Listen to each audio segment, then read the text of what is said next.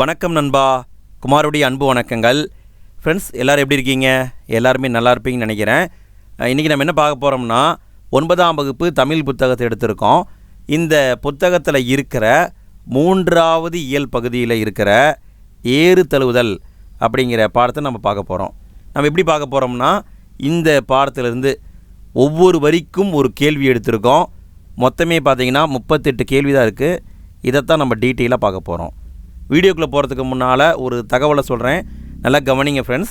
இந்த பாடமானது அதாவது இந்த புத்தகமானது 2019 வந்துச்சுங்க. கிட்டத்தட்ட பார்த்திங்கன்னா 5 வருஷம் ஆயிடுச்சு.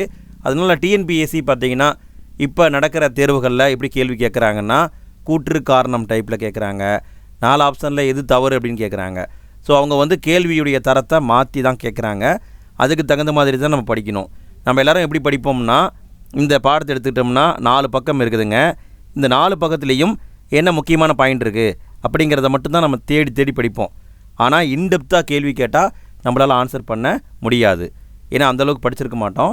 அதனால் நாங்கள் என்ன பண்ணியிருக்கோம் அப்படின்னா, ஒவ்வொரு வரிக்கும் ஒரு கேள்வி எடுத்து கொண்டு வந்திருக்கோம். சரிங்களா? அதாவது டிஎன்பிஎஸ்சி எப்படி கேட்டால் என்ன, இங்கிருந்து தானே கேட்டாகணும், இந்த பாடத்துலேருந்து தானே கேட்டாகணும். அப்போ இந்த பாடத்தில் எப்படிலாம் கேள்வி வர வாய்ப்பு இருக்குது அப்படிங்கிறத டீட்டெயிலாக அனலைஸ் பண்ணி நம்ம கேள்வியாக கொண்டு வந்திருக்கோம். அதை தான் நம்ம இந்த வீடியோவில் பார்க்க போகிறோம். ஃப்ரெண்ட்ஸ், இதே மாதிரி நிறைய வீடியோக்கள் தொடர்ந்து வரப்போகுது. நம்ம சேனலை சப்ஸ்கிரைப் பண்ணி சப்போர்ட் பண்ணுங்கள் ஃப்ரெண்ட்ஸ். சரி, ஓகே, நம்ம ஒவ்வொரு கேள்வியாக பார்க்கலாமா? அதுக்கு முன்னால் ஒன்று சொல்லிடுறேங்க ஃப்ரெண்ட்ஸ். நீங்கள் இந்த பாடத்தை புக்கை வச்சு படிங்க. ஒரு முறைக்கு 2 முறை படிங்க. படிச்சுட்டு அடுத்து நம்முடைய கொஸ்டின்ஸை அட்டன் பண்ணி பாருங்கள். மறக்குது அப்படின்னா திரும்ப படிங்க. சரிங்களா? அதாவது இந்த 38 கேள்வியிலேருந்து ஒரு கேள்வி தான் வர வாய்ப்பு இருக்குது. இதை தாண்டி கேள்வி எடுக்க வாய்ப்பே இல்லை. சரிங்களா? சரி, ஓகே, ஒவ்வொரு கேள்வியாக பார்க்கலாம். ஃபஸ்ட்டு கேள்வியை பாருங்கள். வீரத்திற்கும் விளைச்சலுக்கும் செழிப்பிற்கும் செல்வத்திற்கும் தமிழர்களால் அடையாளப்படுத்தப்படுபவை எவை? இதற்கான பதில் மாடுகள் என்பது கரெக்டு. அடுத்து 2வது கேள்வி. எந்த நிலங்களில் கால் கொண்டு தமிழர் தம் வாழ்வோடு பின்னி பிணைந்து பண்பாடாகியுள்ளது ஏறு தழுவுதல்? இதற்கான பதில் முல்லை நிலம் வரும், மருத நிலம் வரும். நல்லா கவனிங்க, குறிஞ்சின்னு போட்டுறாதீங்க. முல்லை நிலம், மருத நிலம். அடுத்தது 3வது கேள்வி. தமிழர்களின் நாகரிகத்தை உணர்த்தும் விளையாட்டு எது? இதற்கான பதில் ஏறு தழுவுதல். அடுத்து 4வது கேள்வியை பாருங்கள். இந்த மாதிரி தான் கேள்வி வரும். சரியான கூற்றை கண்டறிக. கூற்று: ஏறு தழுவுதல் குறித்த சான்றுகள் சங்க இலக்கியங்களில் உள்ளன. காரணம், சங்ககால தமிழர்கள் இயற்கையை சார்ந்தும் பிற உயிரினங்களோடு இணைந்தும் வாழ்ந்தனர். இதற்கான பதில் கூற்று காரணம் இரண்டுமே சரிதான், சரியான விளக்கம்தான். நல்ல கவனிங்க, சங்க இலக்கியத்திலேயே சொல்லியிருக்காங்க. அடுத்தது 5வது கேள்வி. சங்க இலக்கியமான எந்த நூலில் ஏறு தழுவுதல் பற்றி குறிப்பிடப்பட்டுள்ளது? இதற்கான பதில் கலித்தொகைன்னு ஒரு நூல் இருக்குது, அந்த நூலில் தான் சொல்லியிருப்பாங்க. அடுத்து 6வது கேள்வியை பாருங்கள். எழுந்தது துகள் ஏற்றனர் மார்பு கவிழ்ந்தன மறுப்பு கலங்கினர் பலர் எனும் நூல் எது? இந்த பாட்டு எந்த நூலில் இருக்குதுன்னு கேட்டிருக்காங்க. விடை கலித்தொகையில் இருக்குது. அடுத்து 7வது கேள்வி.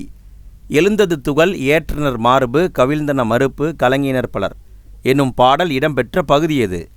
கலித்தொகையில் இருக்குது. கலித்தொகையிலேயே பார்த்தீங்கன்னா குறிஞ்சி களி இருக்குது, முல்லை களி இருக்குது. அதில் எதுல வருதுன்னு கேட்டிருக்காங்க. விடை இந்த பாட்டு முல்லை களியில் வரும். சரிங்களா? முல்லை களியில் வரும். அடுத்து 8வது கேள்வியை பாருங்கள். எழுந்தது துகள் ஏற்றனர் மார்பு கவிழ்ந்தன மறுப்பு கலங்கினர் பலர். இது கலித்தொகையின் எத்தனையாவது பாடலாகும்? கலித்தொகையில் எத்தனையாவது பாட்டாக இருக்குன்னு கேட்டிருக்காங்க. விடை 102வது பாடல். அடுத்து 9வது கேள்வியை பாருங்கள். நீரு எடுப்பவை நிலம் சாடுபவை மாறு ஏற்று சிலைப்பவை மண்டிப்பாய்வையாய் நுழங்கு இமில் நல் ஏற்றினம் பல களம்புகும் மல்லர் வனப்பு ஒத்தன என்னும் நூல் எது? இதற்கான பதில் கலித்தொகையில் தான் இதையும் சொல்லியிருப்பாங்க. அடுத்து 10வது கேள்வியை பாருங்கள். அதே கேள்வி தான். நீர் எடுப்பவை நிலம் சாடுபவை மாறு ஏற்று சிலைப்பவை மண்டி பாய்வையாய் துலங்கு இமில் நல் ஏற்றினம் பல களம்புகும் மல்லர் வனப்பு ஒத்தன. இது கலித்தொகையின் எத்தனையாவது பாடலாகும்? முன்ன நம்ம பார்த்தது 102வது பாட்டு. இப்போ இருக்கிற பாட்டு 106வது பாட்டு. அடுத்து 11வது கேள்வியை பாருங்கள்.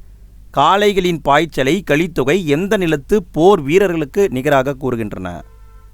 இதற்கான பதில் மருத நிலத்து போர் வீரனுக்கு நிகராக கலித்தொகை சொல்கிறது.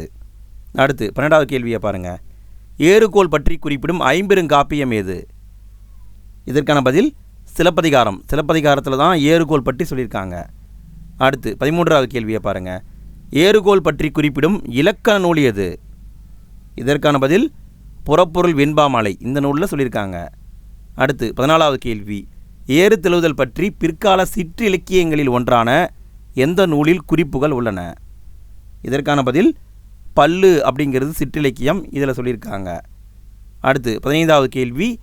எருது கட்டி என்னும் மாடு தெழுவுதல் நிகழ்வை டேஸ் என்ற நூல் பதிவு செய்துள்ளது. இதற்கான பதில் கண்ணுடையம்மன் பல்லு அப்படிங்கிற நூல் பதிவு பண்ணியிருக்கும். அடுத்து 16வது கேள்வியை பாருங்கள். எருது பொருதார்கல் உள்ள இடம் எது? இதற்கான பதில் சேலம் மாவட்டத்தில் இருக்குது. அடுத்து 17வது கேள்வியை பாருங்கள். கோவூரிச்சங்கன் கருவந்துறையில் எருது விளையாடி பட்டான் சங்கன் மகன் பெரிய பயலு நட்டக்கல்லு. இந்த நடுகள் உள்ள இடம் எது? இதற்கான பதில் இதை தான் எருது போர்தார்கள்னு சொன்னாங்க. சேலம் மாவட்டத்தில் இருக்குது. அடுத்து 18வது கேள்வியை பாருங்கள். கோவூரி சங்கன் கருவந்துறையில் எருது விளையாடி பட்டான் சங்கன் மகன் பெரிய பயலு நட்டக்கல்லு. இந்த நடுகளில் உள்ள தகவலின்படி எருது போர் நடைபெற்ற இடம் எது? இதற்கான பதில் கருவந்துறைன்னு சொல்லியிருக்காங்க இல்லைங்களா? இதுதான் ஆன்சர், கருவந்துறை. அடுத்து 19வது கேள்வியை பாருங்கள். காளைப்போர் குறித்த செய்தி உள்ள பெனிஹாசன் சித்திரம் உள்ள இடம். காளைப்போர் இதை பற்றி பெனிஹாசன் அப்படிங்கிற சித்திரத்தில் எழுதி வச்சுருக்காங்க. அது எங்கே இருக்குன்னா எகிப்து நாட்டில் இருக்குது. அடுத்து 20வது கேள்வி. காளைப்போர் குறித்த செய்தி உள்ள கினோசஸ் அரண்மனை சித்திரம் உள்ள தீவு. ஒரு அரண்மனை சித்திரத்திலையும் வரைஞ்சிருக்காங்க.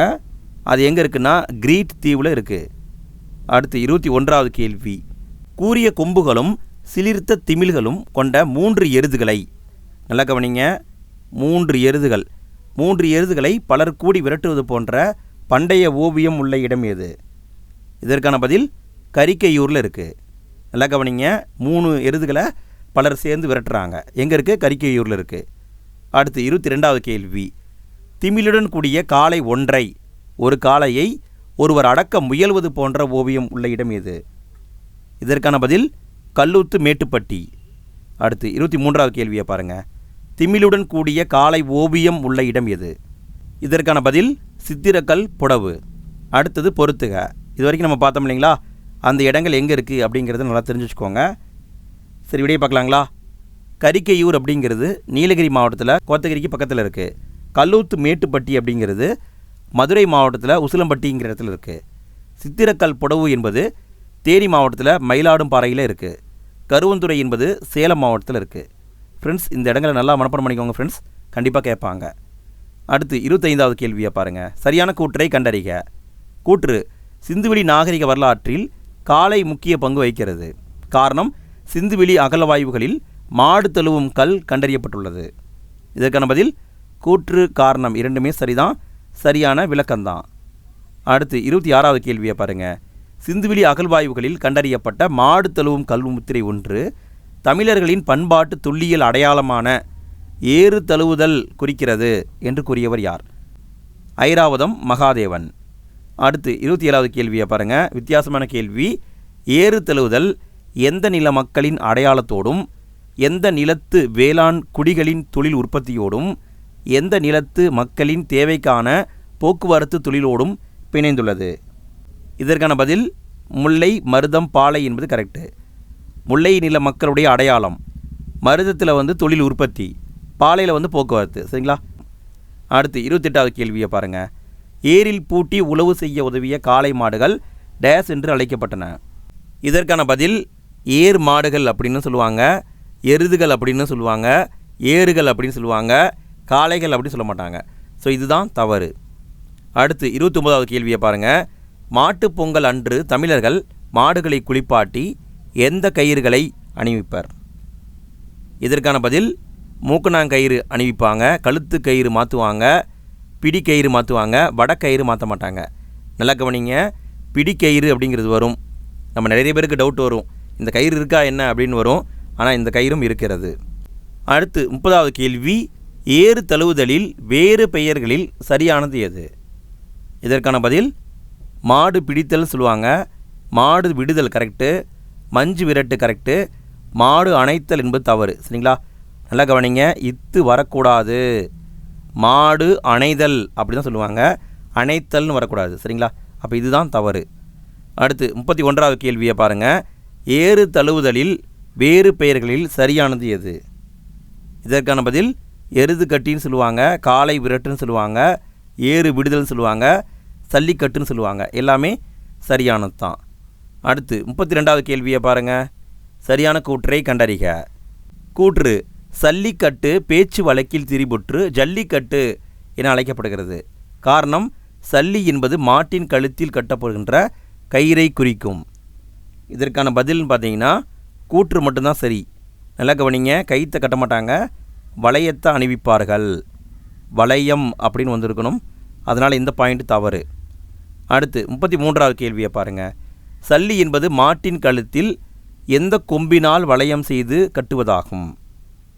இதற்கான பதில் புளியம் கொம்பு, இது தான் பயன்படுத்துவாங்க. நல்லா கவனிங்க, புளியம் கொம்பால் வளையம் செஞ்சு மாட்டுவாங்க, அதுதான் சல்லின்னு சொல்லுவாங்க. அடுத்து 34வது கேள்வியை பாருங்கள். சங்க காலத்தில் புழங்கி கொண்டிருந்த எந்த நாணயங்களை துணியில் முடிந்து மாட்டின் கொம்புகளில் கட்டிவிடும் பழக்கம் இருந்தது? இதற்கான பதில் சல்லி அப்படிங்கிற நாணயங்களை மட்டும் முடிஞ்சு வச்சுருவாங்க. அடுத்து 35வது கேள்வியை பாருங்கள். காளை சண்டையை தேசிய விளையாட்டாக கொண்ட நாடு எது? இதற்கான பதில் ஸ்பெயின் நாட்டுடைய தேசிய விளையாட்டு காளை சண்டை. அடுத்து 36வது கேள்வியை பாருங்கள். தமிழகத்தில் நடைபெறும் ஏறு தழுவுதல் நிகழ்வில் காளைகளுக்கு எப்பொழுது வழிபாடு செய்வார்கள்? இதற்கான பதில் தொடக்கத்திலேயும் முடிவிலையும் வழிபாடு செய்வாங்க. சரிங்களா?